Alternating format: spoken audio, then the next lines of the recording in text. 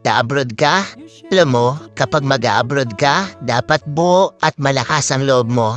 Dahil kung hindi rin dang buo at malakas ang loob mo, huwag mo nang ipagpatuloy pa. Kapag nang ibang bansa ka, dapat kaya mong lahat dahil marami kang kalaban doon sa pupuntahan mo. Nariyan ang lungkot dahil mapapalayo ka sa pamilya mo. Isa yan sa pinakamalakas na kalaban na pwedeng umatake sa'yo. Nariyan din ang takot. Takot at pagkabalisa kung maayos ba ang lugar na mapupuntahan mo. Maaari ka ring panghinaan ng loob dahil tanging sarili mo lang ang tutulong sa'yo sa oras ng pangangailangan mo. Pwede ka ding madepress dahil sa sobrang daming problema na darating sa'yo at lalo na hindi mo pa kasama ang pamilya mo sa tabi mo. Pagkawala ng pag-asa na makakamit mo pa ba ang pangarap mo dahil kulang pa ang panggastos mo kaysa sa sinasahod mo.